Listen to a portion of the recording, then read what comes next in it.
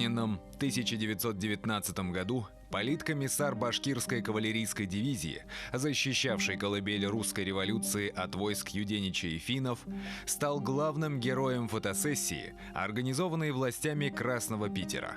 И вот через 10 лет, в 1929 году, Нуриагзам Тагиров становится первой жертвой политических репрессий против бывших сподвижников Ахмедзаки Валиди.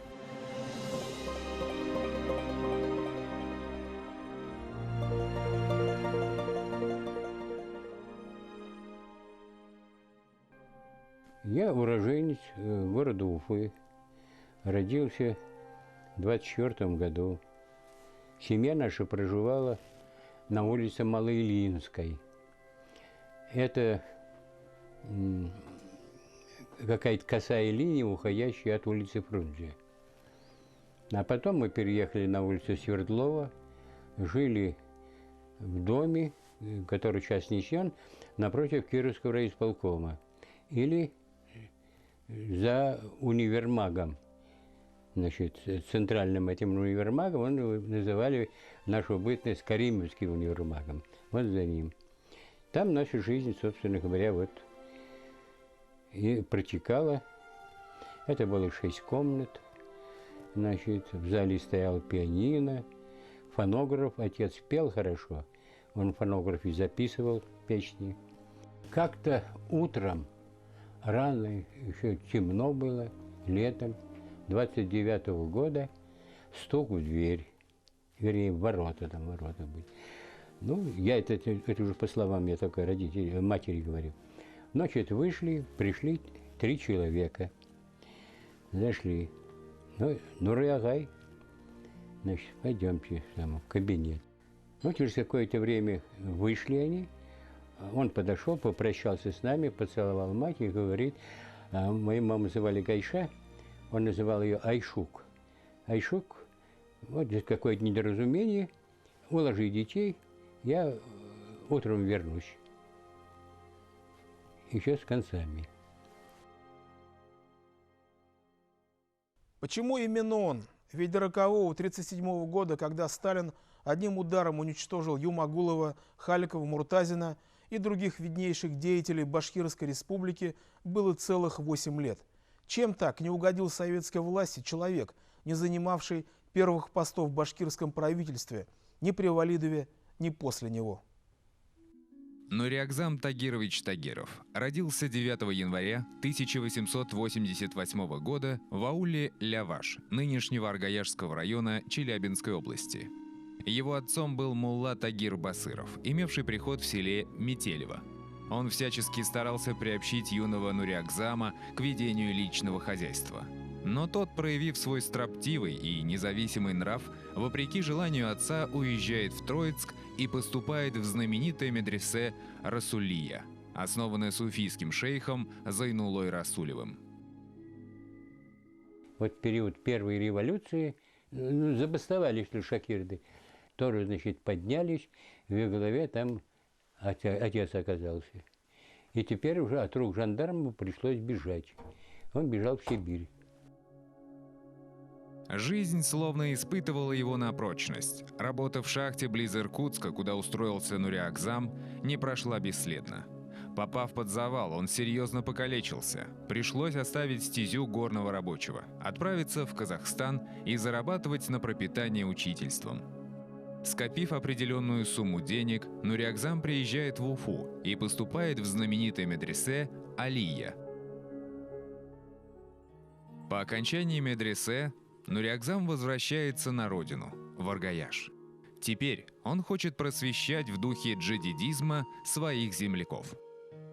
А тут этот Ишан Курбангалиев, тоже известная величина, вот, значит, он выступил против всячески. Заставил закрыть через жандармов эту школу. Тогда он организовал другую школу, снова закрыли и начали отца преследовать. Он уехал в Челябинск. В Челябинске там что-то учительствовал. Опять на его след. Там он уехал оттуда, куда в Оренбурге где-то, там находился. И от отца получил письмо, что уезжай куда-нибудь, тебя арестуют. Он вновь бежит в Сибирь, где и скрывается вплоть до февральской революции. А по возвращении на родину избирается делегатом на первый всебашкирский Курултай. Когда правительство автономного Башкортостана было сформировано, Нурякзаму Тагирову поручается возглавить Центральный башкирский совет «Шура».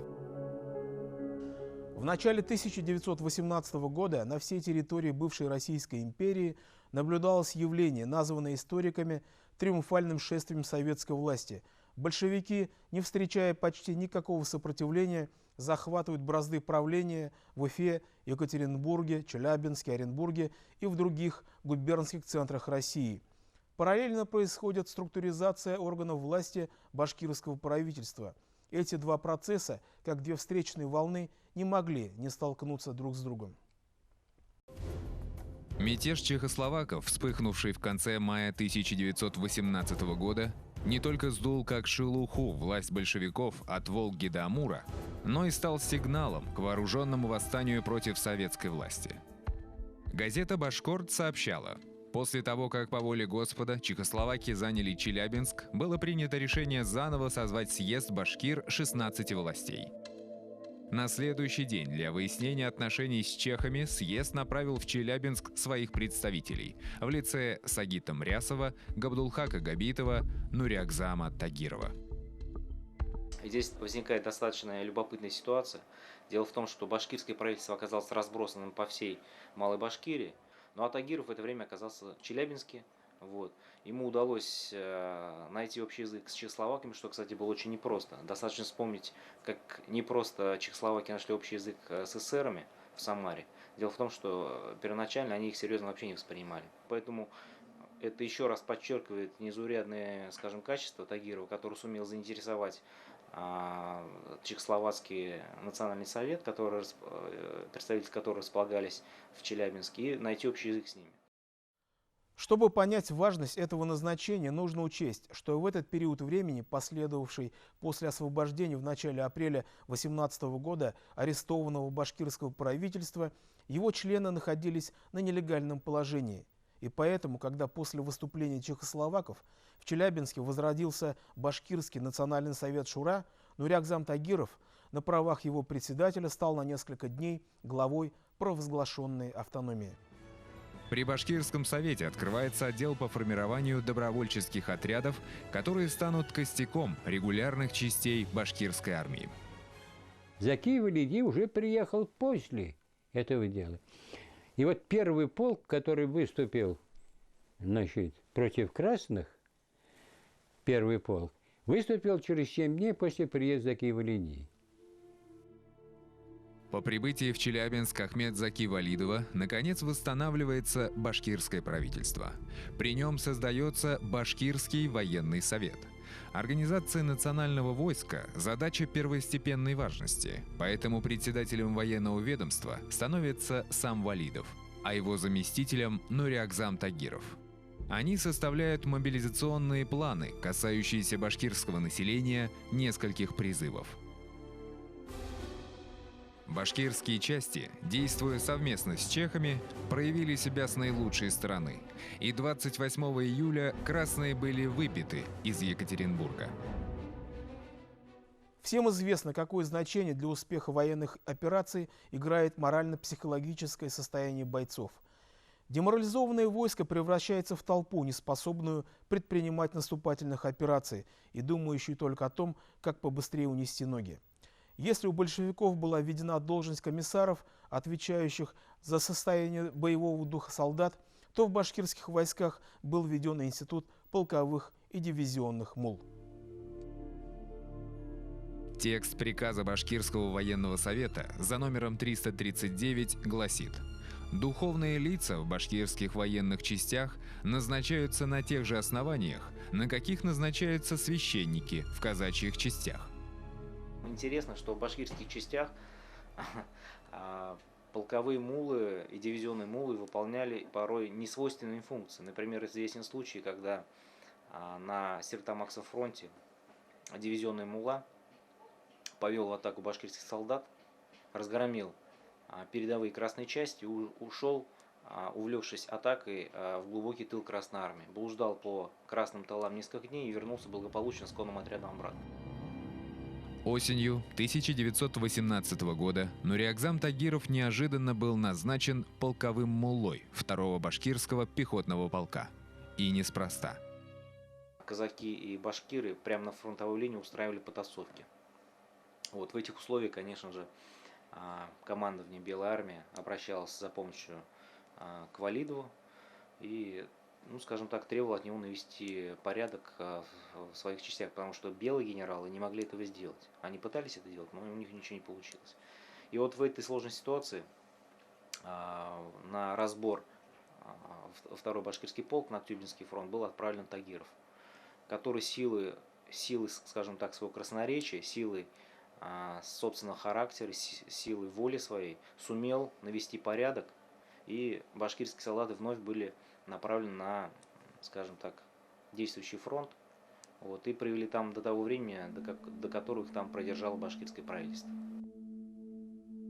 Нуриагзам Тагиров вел большую идеологическую работу. Например, он был одним из авторов башкирского национального знамени.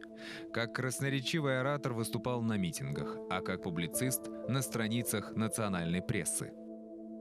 Он занимался и вопросами идеологии. В частности, известно, что он имел самое прямое отношение к официальному печатному органу башкирского правительства, сам писал в нем статьи, выполнял редакторские функции. В последующем его, скажем так, способности в части политического, скажем так, мышления, его способности в части ясного и, видимо, и достаточно такого удачного изложения мысли были использованы башкирским правительством для проведения крупномасштабной идеологической работы. Не случайно Тагирова использовали в очень сложных ситуациях, когда нужно было до солдатских масс довести некие послания башкирского руководства. В условиях чрезвычайно обострившихся отношений между белым командованием и башкирами Валидов и его соратники принимают решение об установлении контактов с представителями советской власти. Они не были в этом одиноки. Ни казаки, ни горские народы Кавказа, ни украинцы не пожелали более поддерживать генералитет Деникина, Колчака, Юденича, которые не желали учитывать интересы нерусских народов бывшей Российской империи. В феврале на Башкирском военном съезде в селе Тимясово было принято решение о переходе на сторону советской власти. Там же был избран новый орган власти Башкортостана – Башкирский революционный комитет, кратко Башревком. В его состав вошел и Нуриагзам Тагиров. Летом 1919 года началось формирование новой, теперь Красной башкирской армии, создаваемой взамен Белого башкирского корпуса. Командир 2-го башкирского пехотного полка Нигматулла Тагиров вспоминал: «Здесь необходимо отметить, что вчерашний полковой мулла и даже указной мулла сегодня превращался в комиссара или помощника комиссара полка. Валидов всех своих ставленников сделал коммунистами, не только для занятия политических должностей, но и командиров. Исхаков, Юлдашев, Амиров Халим, Тагиров Нуриагзам. Все они были коммунистами валидовских дней». В июне 1919 года 4-полковая бригада башкирских войск перебрасывается на Южный фронт против Деникина. По словам военных корреспондентов, башкирские полки под Харьковом дрались отчаянно. Враг видел в них самого дисциплинированного противника. Настроение в полках воинственное. Башкирские полки дерутся лихо, просто секим башка.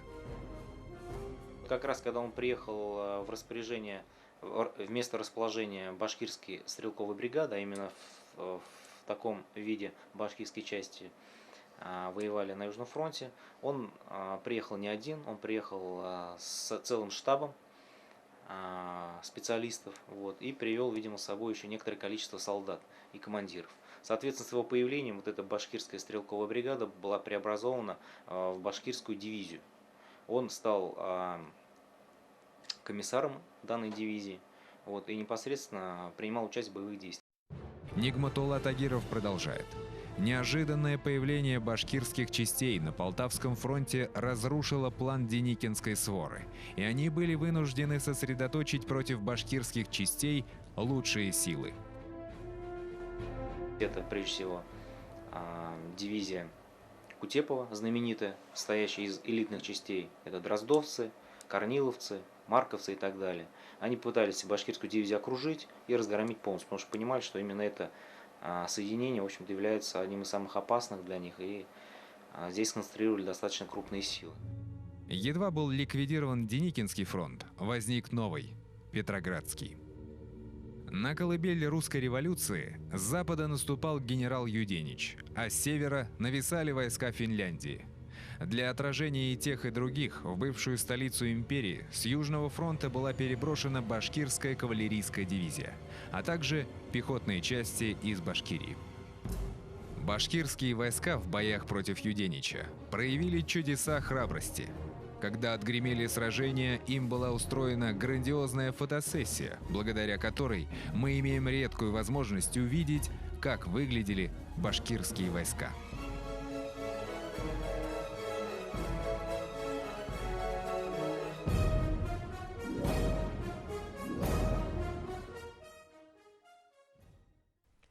Закончилась война внешняя, но началась внутренняя. Валидов и его соратники отбивали теперь натиск большевиков, окопавшихся в учреждениях Башкирской республики и саботировавших всякую нормальную работу. Произошел знаменитый январский конфликт 1920 года, приведший к отрешению валидовцев от власти. Это была целенаправленная акция по выдавливанию из Башкирии Валидова и его соратников. Летом 1920 года члены Башревкома в знак протеста против удаления из Башкирии Валидова и Юмагулова оставляют свои посты и уходят в Среднюю Азию, чтобы там продолжить борьбу с большевиками. Двумя группами, значит, эти башкиры шли.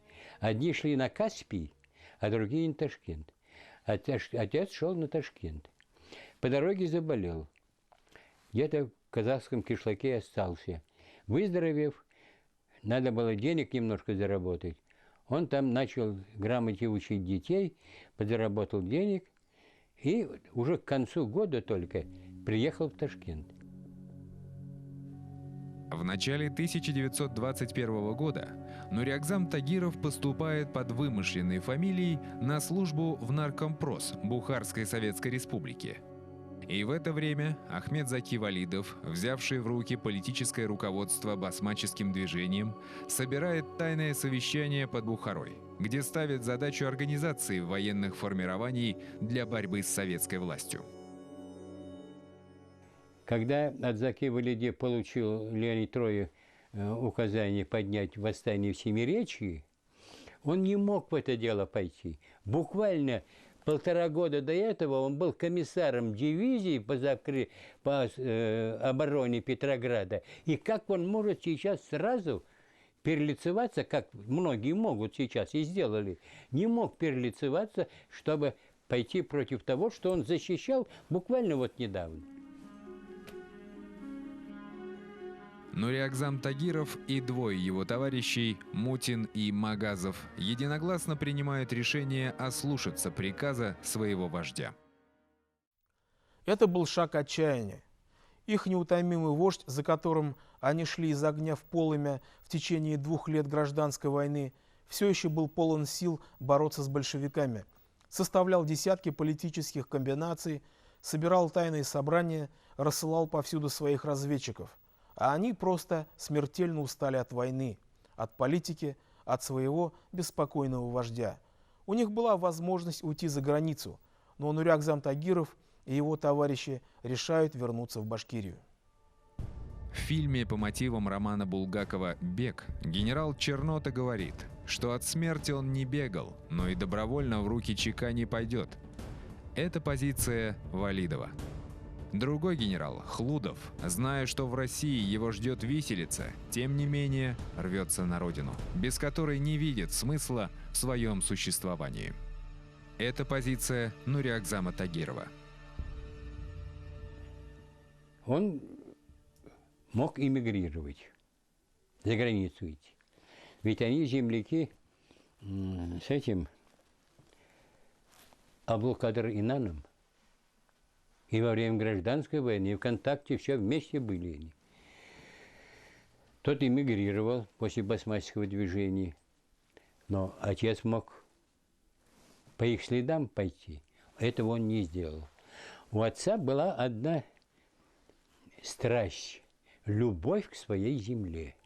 Из партии он, конечно же, был исключен, что не мешало ему активно заниматься наукой, литературой, а с 1924 года еще и адвокатской деятельностью. В 1925 году он уже отец целого семейства. Жена Айша Ишаева, дочь имама Давлеканова, старший сын Джавид, младший Туйгун. Несколько лет относительно спокойной, счастливой жизни. Но надо же ему было быть таким неосмотрительным, или лучше сказать принципиальным, чтобы в открытую критиковать советскую власть. Он говорит, что большевики уничтожают крестьянство и национальную интеллигенцию. И, конечно же, нашлись те, кто регулярно, слово в слово передавал все сказанное им в компетентные органы. На стол начальника башкирского отдела ОГПУ ложится доклад следующего содержания.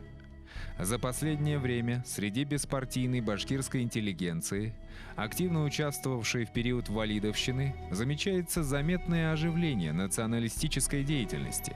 Одним из центров, где вырабатывается общественное мнение этого рода, является Тагиров Нуриакзам, пользующийся среди беспартийных большим авторитетом. Полагаю, что будет своевременным приступить к ликвидации этого движения в его зародыше путем оперативных мероприятий и, в первую очередь, в отношении Тагирова. И вот под утро 12 июня 1929 года Тагирова услышали стук в дверь. Где-то брат с матерью прослушали, что отца этапируют. И вот они, значит, на товарном дворе, где обычно грузили арестантов, дежурили несколько ночей, зимней ночью, в январе месяце 30-го года, там, значит, дежурили, но их оцепление не пропустило, и все отца увезли. Он сидел на Соловках, потом был на каторге, называемой Беломор-каналом. Не сломался, выжил. В 1938 году, когда по всей стране шел беспощадный террор, он освободился, вернулся в Уфу и здесь уже не застал своих друзей. Кто-то был уже расстрелян, кто-то сидел. Видимо, не желая вторично оказаться в тюрьме и быть обузой семье, политического зэка вряд ли взяли бы на работу. Он уезжает в Среднюю Азию, где и теряются его следы. Но никто в обвинительном заключении там никто не сказал, что его заслуги, что он награжден был орденом боевого Красного Знамени за те, значит, бои. Как комиссар дивизии, это крупная величина. И я в его, так сказать, действиях ничего не вижу того, к чему его обрекли. Никакой у него в этом, видимо, все-таки вины не было. Одна вина – он любил Башкирию, любил беззаветно. Он предан был своей земле. Вот я все время вот это думаю об этом.